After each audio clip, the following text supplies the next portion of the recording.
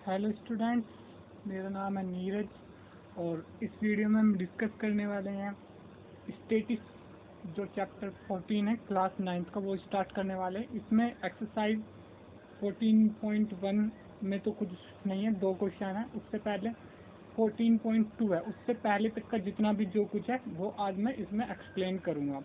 हो सकता है 14.2 में से 1-2 क्वेश्चन करूँगा, वो आपको पता चल ही जाएगा जब आप डिस्क्रिप्शन वगैरह देखोगे तो पता चल ही गया होगा। तो स्टार्ट करते हैं, पहले इस चैप्टर को स्टार्ट करते हैं स्टैटिस्टिक्स। तो स्टार्ट करते हैं इस टॉपिक को, नाम है जिसका स्टैटिस्टिक्स। ठीक है, स्टैटिस्टिक्स क्या होती है, स्टैटिस्टिक्स क्या होता है ये समझ लेते हैं। स्टैटिस्टिक्स होता है एक तरीके से चीज़ों को सही तरीके से लिखना, मतलब जिसमें 4 मेथड आएंगे, वो अब हम इसको समझेंगे। स्टैटिस्टिक्स क्या होता है, चीज़ों को गिनना और उनके मीन मोड इस टाइप से उनकी वो वगैरह निकालना। इस चीज़ को धीरे धीरे हम समझते जाएंगे। ऐसे में एक प्रॉपर डेफिनेशन दे दूं उसका कोई फ़ायदा है नहीं, और बाकी वो सब आप पढ़ भी सकते हो। ठीक है, तो जो इसेंशियल बात है वही करेंगे। ठीक है, तो इसमें क्या है, काफ़ी चीज़ों में ये यूज़ होता है, जैसे कि इसमें इंट्रोडक्शन में आप पढ़ सकते हैं। ये वाली चीज़ें कोई डिस्कस की नहीं है, बल्कि 14.1 तक कुछ भी ऐसा खास डिस्कस का नहीं है, बस मैं फॉर्मेलिटी कर रहा हूँ।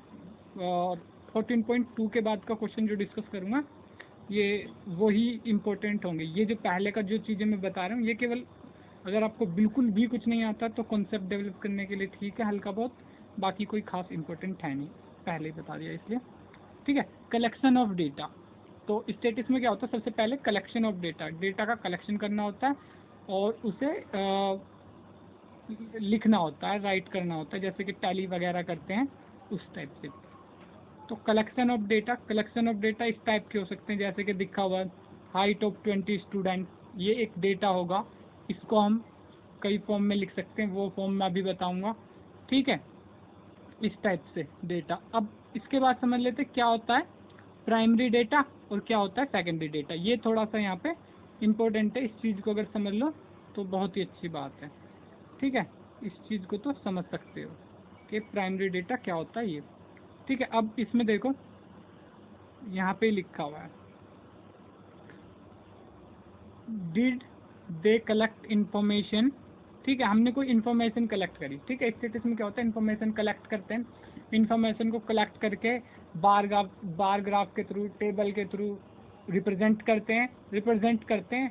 उसकी फिर कैलकुलेशन जो होती है वो करते हैं, मीन मोड वगैरह ये सब निकालते हैं। उसी ये सब जिसमें पढ़ते हैं उस सब्जेक्ट को स्टैटिस्टिक्स कहते हैं। ठीक है, और यहाँ पे ये केवल एक चैप्टर है। ठीक है, आगे बीएससी वगैरह में ये एक अलग से है, सब्जेक्ट ही हो जाता है कि एमएससी इन स्टैटिस्टिक्स। ठीक है, तो खैर अभी बात यहीं पे आते हैं, स्टैटिस्टिक्स समझने की इतनी ज़्यादा ज़रूरत नहीं है। अब डेटा क्या होता है, डेटा कलेक्ट करना आपको आता है। डेटा किस टाइप का डेटा होता है, जैसे कि 20 बच्चों की एज क्या है वो निकाल ली क्लास में, 20 बच्चों की हाइट क्या वो निकाल ली। अब बच्चों नहीं है, काफ़ी कुछ है। इंडिया की अलग अलग सिटी में कितने पेड़ हैं, कितने ट्रीज़ हैं, ये निकाल लिया आपने। ये सब है डेटा, और डेटा को रिप्रेजेंट करने के मेथड मैं बताऊंगा आगे। फिर सबसे पहले बताता हूँ डेटा कितने टाइप के होते हैं। डेटा 2 टाइप के होते हैं, डेटा 2 टाइप के होते हैं, प्राइमरी, सेकेंडरी। ठीक है, इसके बारे में बुक में भी लिखा हुआ है, और जो एक्सरसाइज 14.1 है बस वो इनके ही बेस पे है, और इन्हें समझना कोई ऐसी बड़ी कोई काम नहीं है। ठीक है, तो अब क्या है प्राइमरी डेटा और सेकेंडरी डेटा क्या है। प्राइमरी डेटा वो है जो आप खुद कलेक्ट करते हो। एक मिनट, हाँ इधर आ जाते हैं। अब देखो, height of 20 student your class, number of absent in each day in your class for a month. ठीक है, एक दिन में कितने बच्चे एब्सेंट करते हैं। ठीक है, the number of member in families in your classmates, तुम्हारे क्लासमेट्स के फैमिली में कितने कितने मेंबर हैं, किस किस बच्चे के। Height of 15 plants in plant in और अराउंड योर स्कूल, मतलब 15 प्लांट की हाइट जो आपके स्कूल के अराउंड है, ठीक है। तो अब इसमें प्राइमरी डेटा क्या है और सेकेंडरी डेटा क्या है। प्राइमरी डेटा इसमें क्या है भाई, जो हमने खुद इंडिविजुअली जाके कलेक्ट करा है, जैसे कि खुद, अब जैसे कि हाइट है 20 स्टूडेंट्स की हाइट, ये अगर तुमने क्लास से अपने टीचर से इंफॉर्मेशन ले ली तो ये हो गया सेकेंडरी डेटा, और अगर तुमने खुद जाके नापी है तो ये हो गया primary data. Number of absent, ये भी सेम समझ में आ गया होगा, अगर किसी को खुद डेटा कलेक्ट कर रहे हो तो वो हो गया प्राइमरी डेटा, और अगर किसी सोर्स से ले रहे हो तो उसको कहते हैं सेकेंडरी डेटा।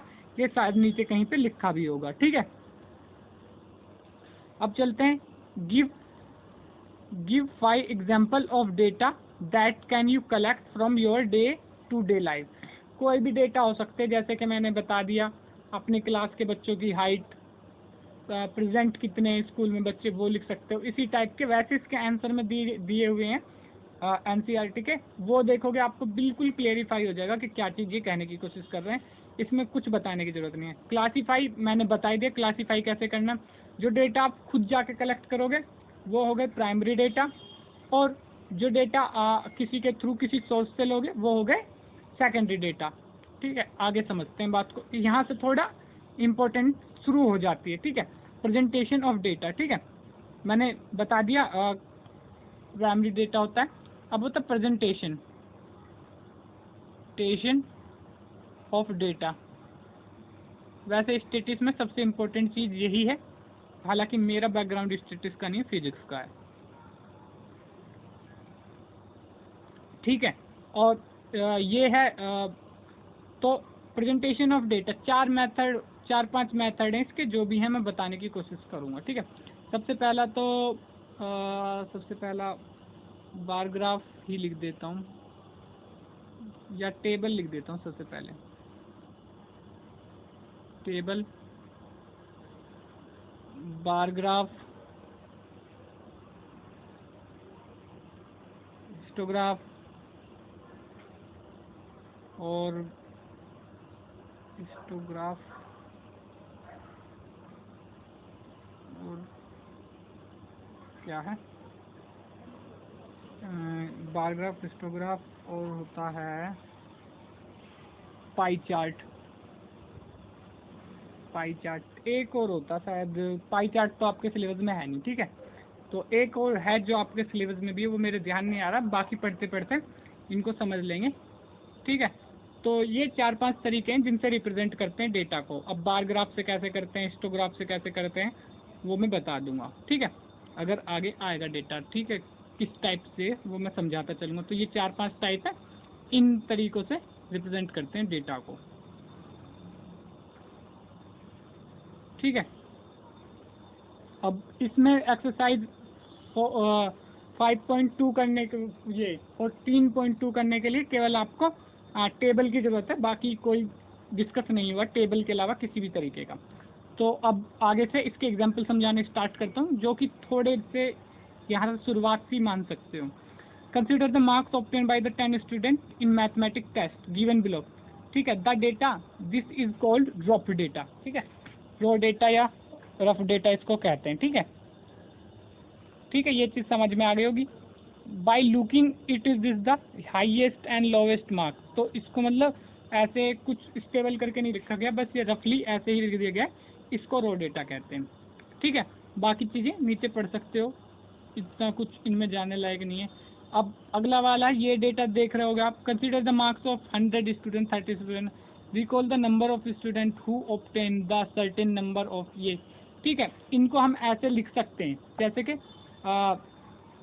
25, जैसे कि क्या है यहाँ पे, इस डेटा को टेबल फॉर्म में कैसे लिखते हैं पहले ये समझा देता हूँ, ठीक है। टेबल का ही क्योंकि इसमें डिस्कशन है, तो टेबल फॉर्म में करवा देता हूँ एक बार, ठीक है।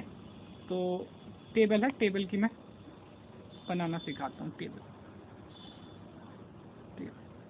ठीक है। टेबल 2 तरीके से बन सकती है। टेबल पहले तो जैसे कि ऊपर वाली थी कि ऐसे ही ले लो, मतलब क्लास में हाइट कितने बच्चों की कितनी है, तो जैसे कि 1 मिनट, ये क्लास में नंबर कितने आए हैं, 10 आउट ऑफ 10, 9 आए मान लो 5 बच्चों के, सॉरी टेबल ही बना देता हूँ, ठीक है, थोड़ी सही से।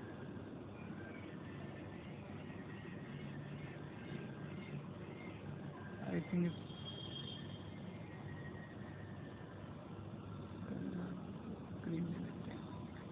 टेबल ही बना देता हूँ, ठीक है। तो इस टाइप से ये टेबल मान लो छोटी ही रखूँगा मैं इसको, क्योंकि ये नहीं है, ठीक है। तो ये इस टाइप की टेबल है। तो नंबर ऑफ स्टूडेंट इस साइड और इस साइड हाइट, ठीक है। तो मान लो 3 बच्चों की हाइट कितनी है, 3 बच्चों की हाइट है 5 फुट 1 इंच, ठीक है। या इसको सेंटीमीटर में भी लिख सकते हो, जैसे कि 150 सेंटीमीटर, ठीक है। फिर उसके बाद 2 बच्चों की हाइट है 153 सेंटीमीटर, फिर 3 बच्चों की हाइट है 154 सेंटीमीटर। इस तरीके से ये टेबल फॉर्म होगी। इसके अलावा दूसरे तरीके से कैसे लिख सकते हैं इसको, वैसे ही सेम टेबल बनेगी, ठीक है, पर इसमें थोड़ा अलग होगा। इसको लिख सकते हैं, अब लिख सकते हैं, ऐसे लिख सकते हैं 150 सेंटीमीटर टू 155 सेंटीमीटर कितने बच्चों की है, इसको क्लास कहते हैं। ये जो होता है ना, इसको कहते हैं क्लास, ठीक है। और इसको कहते हैं फ्रीक्वेंसी, जो बच्चों के नंबर होते हैं कि कितने बच्चे हैं उसमें, ठीक है। ये चीज़ें आपको धीरे धीरे समझ में आ जाएगी क्वेश्चन करके ही। तो जैसे कि 150 टू 155 सेंटीमीटर के कितने बच्चे हैं, 3 बच्चे हैं। फिर उसके बाद आगे का देख लो, जैसे कि अब 156 से 160, यहाँ से 51 कर देना चाहिए मुझे, यहाँ पे ये 51 है, ठीक है। और 156 से 60 के बीच में कितने बच्चे हैं, 5 हैं, कुछ भी मान लो। अभी तो कोई डेटा है नहीं हमारे पास जिसको रिप्रेजेंट करें इस तरीके से। बाकी फिर वही 161 से 165 तक कितने बच्चे हैं, 10 मान लो। फिर 166 टू 170 मान लो 2 बच्चे हैं, ठीक है। तो इस तरीके का ये डेटा की एक रिप्रेजेंटेशन है टेबल फॉर्म में, ठीक है। इस चीज़ को क्लास इंटरवल कहते हैं, इस चीज़ को फ्रीक्वेंसी कहते हैं, जो चीज़ें हम धीरे धीरे बाद में समझ ही लेंगे, ठीक है। ये कुछ टेबल फॉर्म में मैंने लिख के दिखा है, बस इसमें इतना ही था। इनको ये अगर ऐसे डेटा होता है, ये जो डेटा लिख रहा है, इसको बाद में जो टेबल मैंने समझाया उस तरीके से लिखते हैं, और जो पहले थी उसको उस तरीके से लिखते हैं जो पहले टेबल बनाई है, ठीक है। तो इसमें क्योंकि बहुत ज़्यादा डेटा है, तो इसको एक साथ वैसे सिंगल फॉर्म में नहीं लिख सकते। तो यहाँ पे लिख देंगे 95 कितने बच्चों के आए, तो जैसे कि 95 कितनों के आए, या 90 टू 95 ये भी लिख सकते हैं, ठीक है। वैसे यहाँ पे फ्रीक्वेंसी कोई भी रिपीट हो नहीं रही है, ठीक है। तो 91 टू 95, फिर 96 टू 100 ऐसे करके, और बाकी के जो नंबर हैं 10 टू 20 इस तरीके से भी लिख सकते हो, ठीक है। फिर अब आगे इसमें क्या है, आगे ये टेबल फॉर्म जो मैंने बना के ऑलरेडी आपको दिखाई दिए।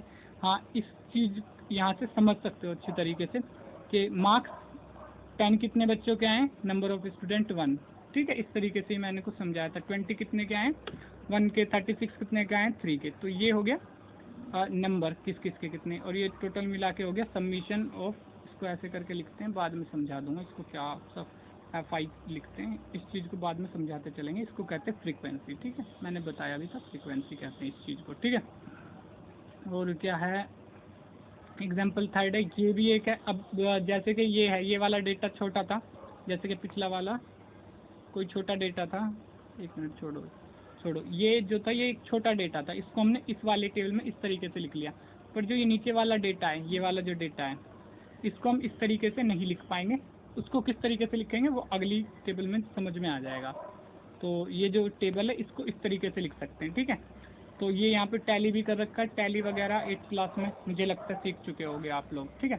तो ये है नंबर ऑफ सर्वाइव प्लांट, जैसे कि नंबर ऑफ कहाँ पे 20 टू 29 के बीच में सर्वाइव करे, क्योंकि यहाँ पे अगर 30 होता ना इस वाले में, तो यहाँ पे हमें 31 लेना पड़ता, जैसे मैंने लिया था, ठीक है।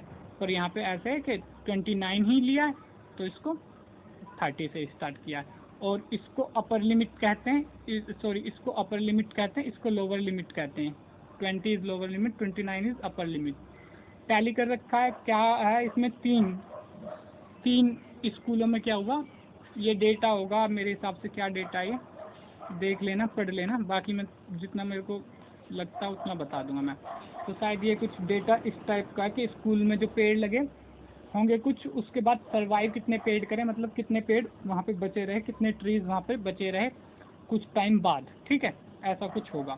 तो 20 to 29 कितने स्कूलों में बचे रहे, 3 स्कूलों में 20 to 29 बचे रहे, और ये टेली कर रखा है, ये सब आपको आता ही होगा। 3 है तो 3 लाइन खींच रखी है उन्होंने, ठीक है।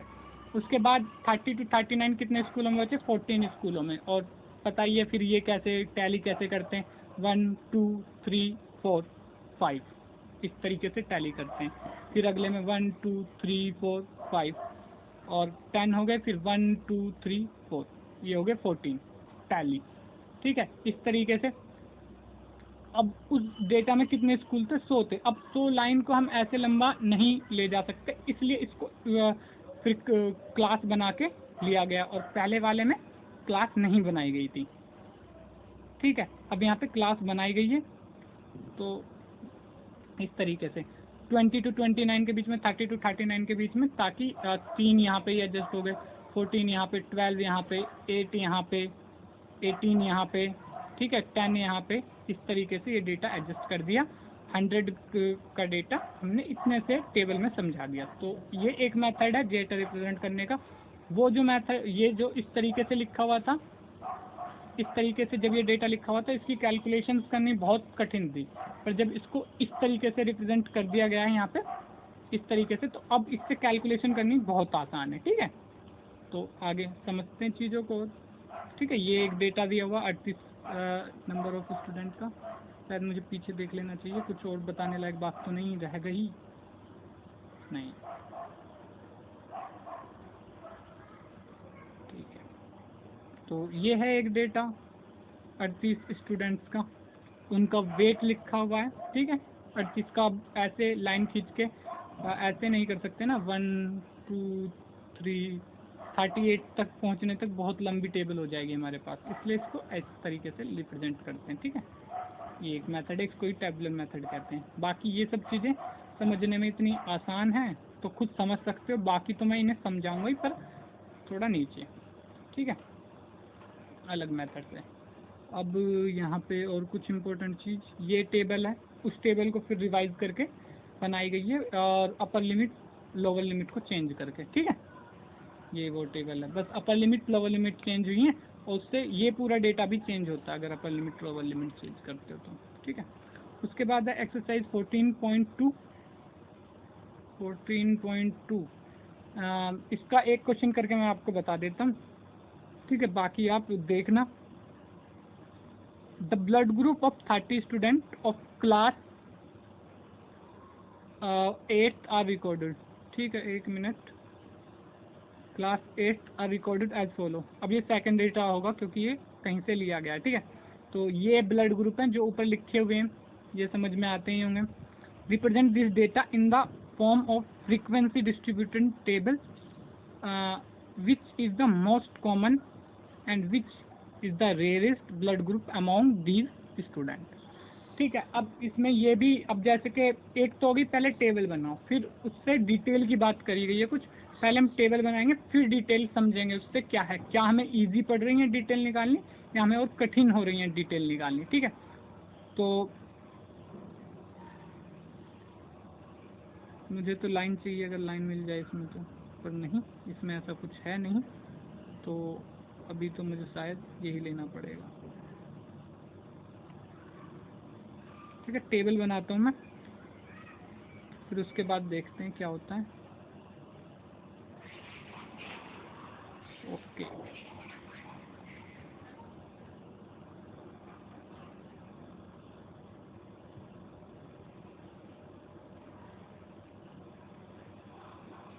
ये हो गई हमारी टेबल, ठीक है। अब बीच में इसमें एक लाइन भी खींचनी पड़ेगी, या इसको एक साइड एक और टेबल बना लेता हूँ ऐसे।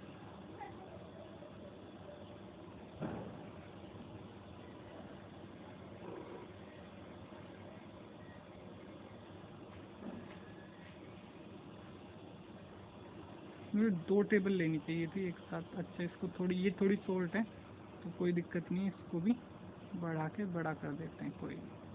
ठीक है, वैसे मेरे हिसाब से समझ में तो आ जाना चाहिए जो बात समझ में आनी है। ठीक है, तो एक बार देखते हैं यहाँ पे। अब ब्लड ग्रुप, ठीक है, पहले लिख लेते हैं इधर ब्लड ग्रुप, ब्लड ग्रुप। अब अगर इसमें टोटल में देखोगे ना तो 4-5 टाइप के ब्लड ग्रुप होंगे। ए है, बी है, ए बी है, ओ है। ठीक है, इसके अलावा और कोई टाइप नहीं मिलेगी। ठीक है, इनका ही रिपीटेशन है। तो मैं देख लेता हूँ इनको। अब ए लिख लेता हूँ, ए ब्लड ग्रुप वाले जितने स्टूडेंट होंगे वो यहाँ लिख देंगे। उसके बाद बी लिख देता हूँ, बी ब्लड ग्रुप वाले जितने होंगे उतने इधर लिख देंगे। उसके बाद ए बी वाले होते हैं कुछ, वो इधर लिख देंगे, और ओ वाले इधर सबसे नीचे लिख देंगे कितने नंबर ऑफ ए हैं। ठीक है, इसको लिखते हैं, फिर इसमें डिटेल निकालने की कोशिश करते हैं। अब पहले गिन लेते हैं इस चीज़ को, क्योंकि डेटा अगर रो में पड़ा है, ठीक है, तो उसको समझने में दिक्कत तो होती है। तो इसलिए जब टेबल बना लेते हैं उसके बाद इजी हो जाएगा, इसीलिए टेबल बनाई जाती है। ठीक है, तो सबसे पहले काउंट करना शुरू करते हैं। 1 2 3 4 5 6 7 8 9 9 नंबर्स हैं ए के। ठीक है, तो ए में लिख देता हूँ मैं 9। ठीक है, आगे उसके बाद देखते हैं B.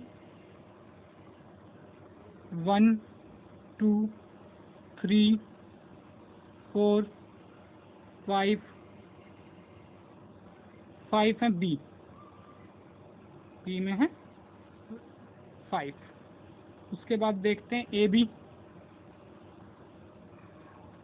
A B A B 1 2 3 3 है केवल ए बी।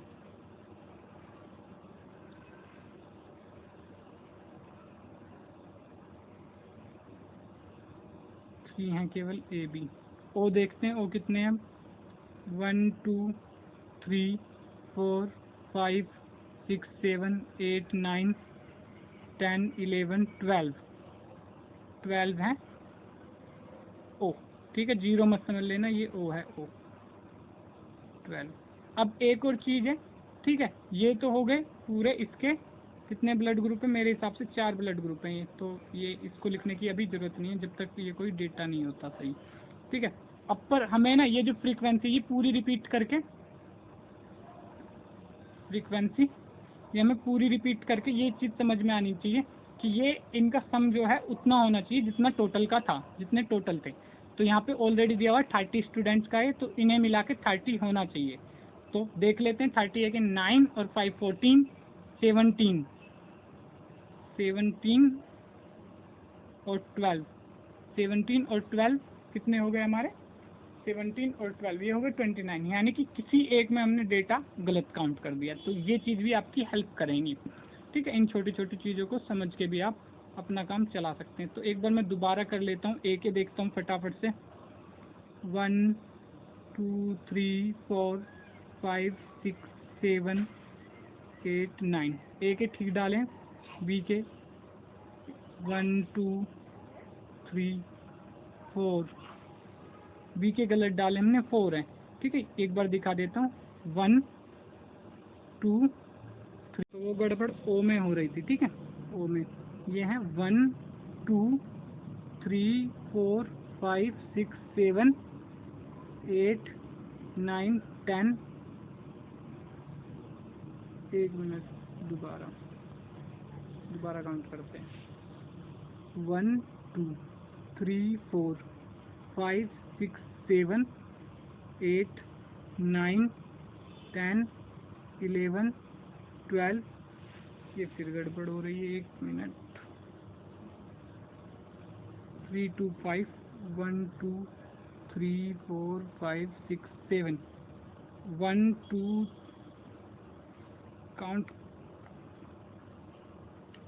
1 2 3 4 5 6 7 8 9 10, 11, 12। ठीक है, ये ठीक ही है शायद, फिर गड़बड़ कहाँ हो रही है?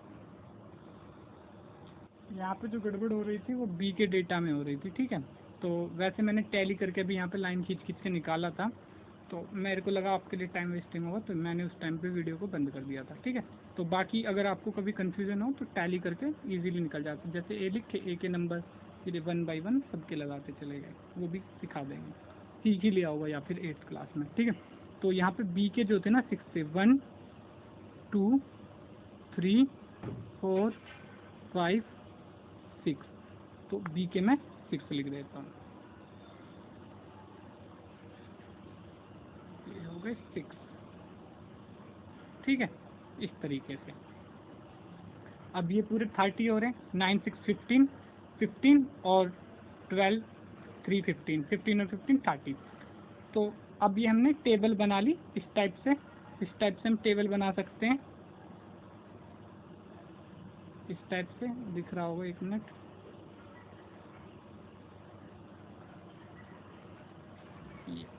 और ये फ्रीक्वेंसी हो गई, ये सारी फ्रीक्वेंसी है, टोटल मिला के 30 होनी चाहिए, 30 है, और ये ब्लड ग्रुप है 4। ठीक है, अब फ्रीक्वेंसी और ब्लड ग्रुप निकाल लिए हमने। अब इनके क्वेश्चंस के आंसर देने शुरू करते हैं, जो इनके अब इसके क्वेश्चन है कि इससे हम काफ़ी आसानी से क्वेश्चन दे पाएंगे। Represent this data in the form of frequency distribution table, वो हमने कर लिया। Which is the most common and which is the rarest blood group, सबसे कॉमन और सबसे रेयरेस्ट कौन सा, ये आंसर देना है। ठीक है, सबसे कॉमन और सबसे rarest blood group among this student, सबसे रेयरेस्ट और सबसे कॉमन। अब सबसे कॉमन कौन सा है? ओ सबसे ज़्यादा है, तो ओ सबसे कॉमन हो गया। ठीक है, तो यहाँ पे लिख देता हूँ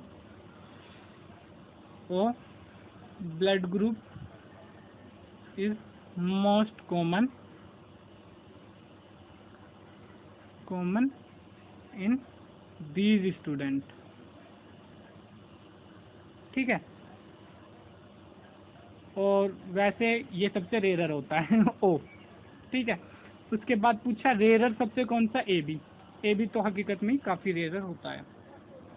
तो rarest blood group is A be in these student. ठीक है, तो इसके साथ मेरे हिसाब से लगता है ये एक्सरसाइज आपको समझ में आ गई होगी, और ये जब तक अब तक जो भी बातें हुई हैं वो आपको समझ में आ गई होंगी। ठीक है, तो इस वीडियो को यहीं पे करते हैं ओवर, और नेक्स्ट वीडियो में हम डिस्कस करेंगे इसके आगे के क्वेश्चन। तब तक आप कोशिश करना कि इनको खुद ही कर लो, क्योंकि काफ़ी आसान है। मैं एक ही बार में इनको डिस्कस करने की कोशिश करूँगा, एक ही बार में ख़त्म करने की। Okay, thank you. अगर वीडियो अच्छी लगे तो वीडियो को लाइक करें, चैनल को सब्सक्राइब करके बेल आइकन को जरूर दबाएं, ताकि हमारी जो अपकमिंग वीडियो उसकी नोटिफिकेशन आपको मिल पाए। Thank you.